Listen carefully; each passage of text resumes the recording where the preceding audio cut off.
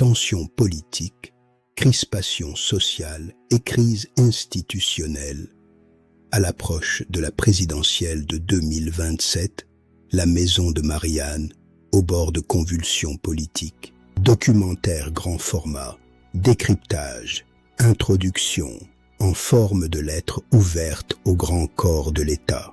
Dans une France traversée par les tensions politiques, les fractures sociales et les incertitudes institutionnelles, une question s'impose avec gravité. La Ve République peut-elle encore garantir la stabilité, l'autorité de l'État et la clarté démocratique dont le pays a besoin? À l'approche de l'élection présidentielle de 2027, la maison de Marianne semble avancer dans une zone de turbulence. Les majorités se dérobent, les alliances se recomposent, les citoyens doutent, et les institutions paraissent parfois contraintes de fonctionner sans véritable cap politique. Ce documentaire grand format propose de décrypter cette séquence historique. Il ne s'agit pas seulement de commenter l'actualité, mais de comprendre ce qu'elle révèle. Une crise de confiance, une crise de représentation, et peut-être une crise plus profonde de notre architecture constitutionnelle, entre héritage gaullien, blocage parlementaire, stratégie partisane et aspiration populaire à plus de lisibilité démocratique. Cette réflexion invite à ouvrir un débat essentiel. Faut-il réformer la Constitution de 1958 pour redonner souffle, cohérence et stabilité à la République? Bonjour à toutes et à tous, bienvenue sur le canal Flux Info et documentaire grand format, décryptage qui diffuse l'actualité en continu, accompagné d'analyses approfondies sur la famille, la société, la spiritualité, les rapports économiques nord-sud, la politique et la diplomatie. Aujourd'hui, Dr Rubens Manuel nous amène à décrypter les arcanes de la présidentielle française de 2027. Car plus l'échéance de 2027 s'accélère, plus l'inquiétude gagne le pays, laquelle inquiétude semble être nourrie par des tensions politiques qui irritent tout le monde. Dans une partie de l'opinion, le sentiment s'installe qu'un vent de rupture souffle sur la France et pourrait provoquer de profonds bouleversements institutionnels et sociaux. Cette inquiétude rappelle dans l'imaginaire national les grandes séquences de rupture qui ont marqué l'histoire française. Sans confondre les époques, elle invite à mesurer la gravité d'un moment où la parole politique paraît parfois perdre sa capacité à rassembler. Depuis l'instauration de la Constitution de 1958 par le général de Gaulle, la France n'avait pas connu une telle paralysie politique et institutionnelle. À ce jour, le pays reste marqué par l'absence d'un gouvernement pleinement issu des élections de juillet 2024. Mais le plus étonnant demeure l'incapacité des partis de gouvernement à s'entendre pour bâtir un consensus et désigner une personnalité capable de gouverner depuis Matignon. L'urgence est pourtant là. Remettre en mouvement les mécanismes de la maison de Marianne et empêcher cette paralysie de s'installer durablement. La France n'est pas condamnée à l'instabilité chronique que connaissent parfois d'autres démocraties parlementaires européennes. La France demeure une puissance nucléaire et industrielle. Depuis 1958, elle s'est aussi construit une image de stabilité institutionnelle. C'est précisément cette stabilité qui paraît aujourd'hui fragilisée par des responsables plus préoccupés par le pouvoir. Pour comprendre cette crise, il faut revenir à l'esprit même de la Ve République. Un régime pensé pour éviter l'instabilité chronique et restaurer l'autorité de l'État. Dans cette optique, j'en appelle à la responsabilité des grands corps de l'État afin qu'ils prennent à bras le corps la question de la stabilité de nos institutions. À cette époque, la France traverse several crises majeures. 12 ans seulement après la fin de la Seconde Guerre mondiale, le pays doit encore se reconstruire. Dans le même temps, la 4e République affronte la guerre d'Indochine, puis la guerre d'Algérie, tandis que les tensions internationales fragilisent l'échiquier politique français. C'est dans ce contexte que le général de Gaulle et ses compagnons conçoivent la Ve République. Leur objectif est clair, doter la France d'une constitution capable de renforcer l'autorité du chef de l'État, tout en permettant au gouvernement, avec l'appui du Parlement, de disposer d'une majorité stable pour gouverner. Aujourd'hui, l'esprit politique semble avoir changé. Les premiers dirigeants de la Ve République inscrivaient leur action dans une logique d'intérêt collectif.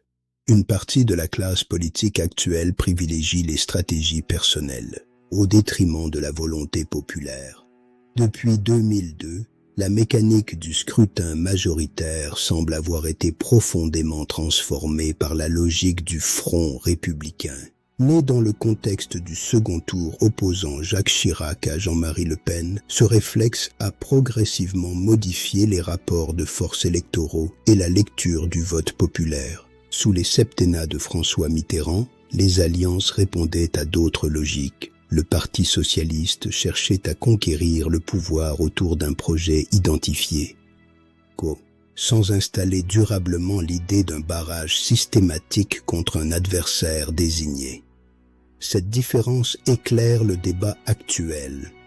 Lorsque les alliances de circonstances deviennent le principal moteur, elles peuvent renforcer les clivages, brouiller la lisibilité démocratique et fragiliser la cohésion nationale.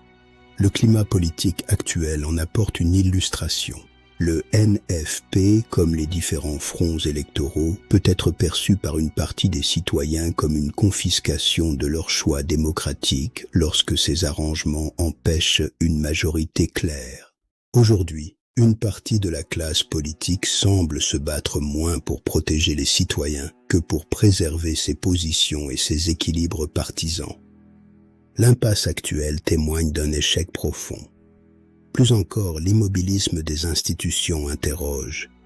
Qui prend aujourd'hui la parole pour nommer la crise et proposer une sortie durable? L'urgence désormais est de sortir rapidement de l'impasse politique.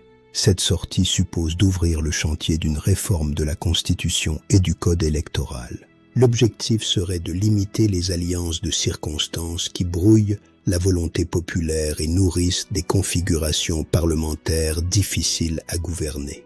Réformer la Ve République reviendrait aussi à permettre la formation d'une majorité gouvernementale plus lisible, issue du parti arrivé en tête d'un scrutin majoritaire repensé. Cette majorité devrait pouvoir gouverner sans être menacée par une censure tactique. Le recours à l'article 49-3 devrait être réexaminé, voire supprimé, si la réforme permet de construire une majorité stable.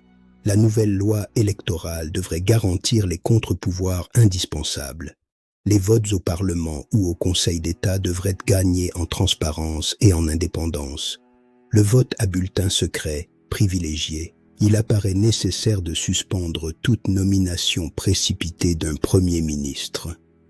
L'heure est à l'ouverture d'un véritable débat constitutionnel. Convoquer un congrès à Versailles, donner à la Constitution de 1958 un nouvel élan afin de sauvegarder l'esprit de la Ve République. Une nouvelle élection législative pourrait ensuite être organisée. Cette seconde partie présente des pistes de réforme. Titre premier, de la souveraineté. Il conviendrait d'ajouter une seconde section consacrée à l'organisation des élections nationales. Organisation des élections nationales, présidentielles, législatives, régionales, municipales. Cette section préciserait les articles régissant la nouvelle loi électorale. Titre 2, le président de la République. Les articles 5 à 19 devraient être réexaminés afin d'adapter les prérogatives du chef de l'État aux exigences démocratiques du XXIe siècle. Titre 3. Le gouvernement. La réforme devrait renforcer le rôle du gouvernement dans la conduite de la nation, tout en clarifiant ses responsabilités devant la représentation nationale. Titre 4. Le Parlement. La réforme devrait renforcer le rôle du Parlement, améliorer le contrôle de l'utilisation des fonds publics et limiter les pratiques de cumul. Titre 5. Des rapports entre le Parlement et le gouvernement. La réforme devrait consolider la séparation des pouvoirs afin de garantir un meilleur équilibre institutionnel.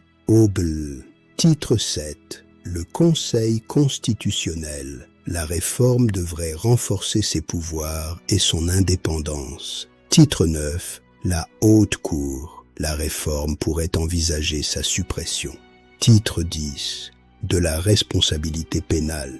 La réforme devrait supprimer la Cour de justice de la République afin d'éviter toute concurrence avec le pouvoir judiciaire. L'indépendance de la justice est le pilier. La réforme devrait revoir les modalités de nomination des hauts magistrats. Elle devrait également revoir en profondeur les régimes d'immunité pour que tout responsable public puisse être poursuivi. Nous tenons à exprimer notre profonde gratitude à chacun d'entre vous pour avoir pris le temps de visionner ce documentaire. Si ce thème a résonné en vous, partagez cette vidéo. Vos commentaires et vos interactions sont précieux et nous aident à enrichir notre communauté. Pensez également à vous abonner à notre canal Flux Info et Documentaires. Afin de poursuivre nos échanges sur la mémoire, la diplomatie, la politique et les enjeux contemporains qui façonnent notre monde, votre engagement est essentiel. Merci.